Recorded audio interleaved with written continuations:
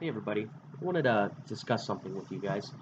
I heard on the news and social media talking about these murder hornets that have arrived in the United States. And quite frankly, if I look at a bug that size, that's a nope.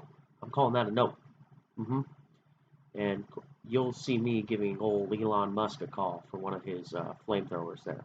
Now, we all know what a flamethrower is, and we all know that it uses gas and oil.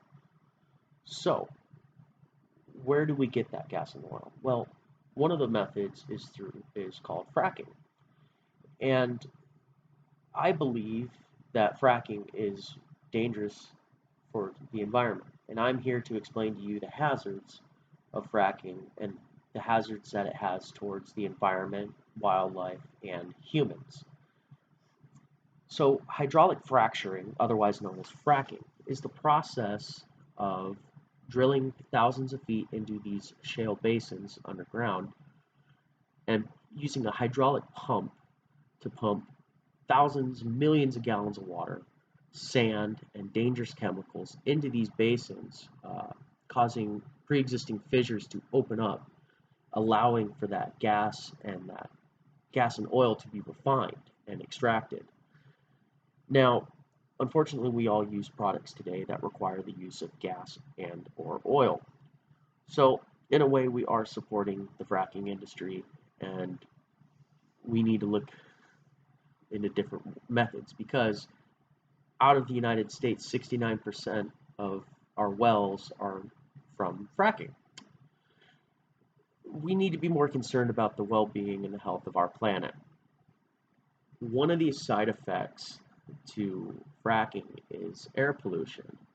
Now, as stated by Melissa Horton of Investopedia, one of the main pollutants released in fracking process is methane. Research indicates the U.S. oil and gas industry emits 13 million metric tons of methane annually for a leak rate of about 2.3% of all pollution. Now, that's all pollution of the entire Earth. That's 2.3% of the world's pollution.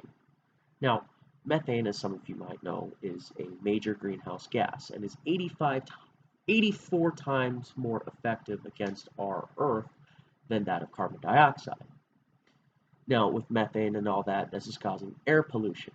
With air pollution, that brings into respiratory effects on us humans, causing things such as asthma, bronchitis, difficulty breathing from an early age. Mostly you see these respiratory issues come from children and babies that are born well within a roc's throwing distance of these fracking sites. And part of the process of these fracking is it pollutes the groundwater, which then goes into rivers and streams that animals can drink from, thus killing and or poisoning these animals. Almost half of national parks are within 25 miles of shale basins, exposing these animals to these dangers of fracking.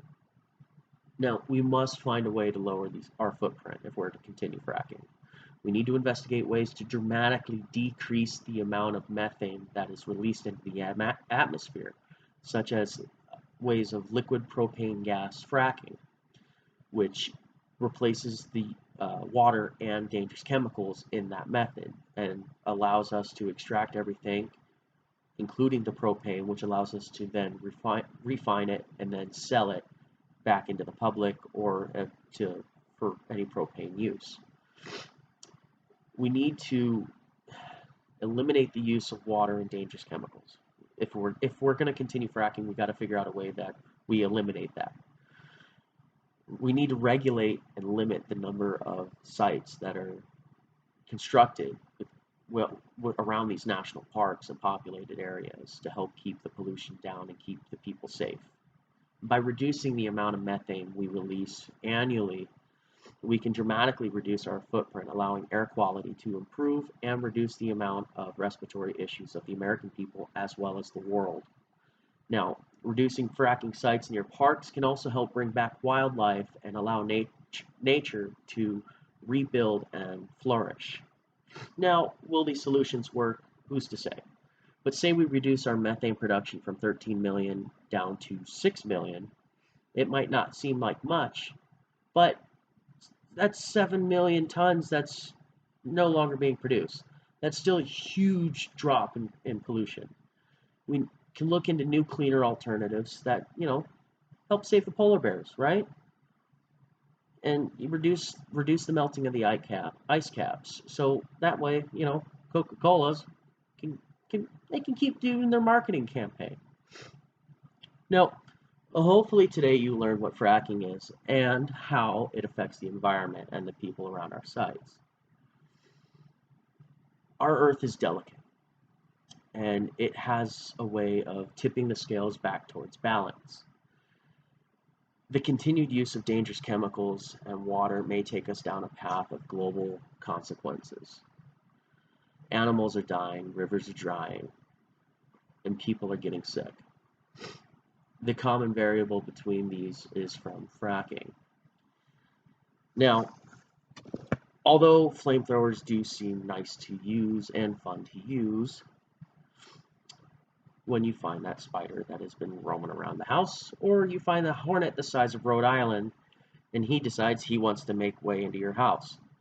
Remember, oil comes at a price. And I appreciate